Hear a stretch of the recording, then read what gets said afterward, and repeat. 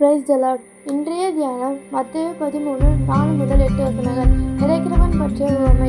விதைக்கிறவன் ஒருவன் விதைக்க புறப்பட்டான். அவன் விதைக்கையில் சில விதை வழியருகே விழுந்தது. பறவைகள் வந்து அதை பறித்து போட்டது. ஒருவன் வசனத்தை கேட்டு உணராதிருக்கும் போது இருதயத்தில் விதைக்கப்பட்ட வசனத்தை தீயவன் பறித்து போட்டான். சில விதை அதிக மல்லிராக கற்பாறை இலைகளில் விழுந்தது. சீக்கிரமாய் முளைத்தது. வேறு ஆழமாய் இல்லாததினால் வெயில் பட்டு இழந்து போயிற்று. வசனத்தை கேட்டு உடனே அதை சந்தோஷத்தோடு ஏற்றுக்கொள்கிறான். ஆயினும் வசனத்தின் நிமித்தம் உபத்திரவும் துன்பப்படும் வந்தவுடன் இடரடைவான். சில விதை முள்ளுள்ள இடங்களில் விழுந்தது. முள் வளர்ந்து அதை நொறுக்கி போட்டது. வசனத்தை கேட்கிறவனாயிருந்து உலக கவலையும் ஐஸ்வர்யத்தின் மயக்கமும் வசனத்தை நொறுக்கி போட்டது. சில விதைகள் நல்ல நிலத்தில் விழுந்தது.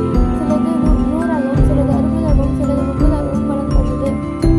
வசனத்தை கேட்கிறவனும் உணர்கிறவனுமாயிருந்து 100ஆகவும், 60ஆகவும், 30ஆகவும் பலன் பெறுவான்.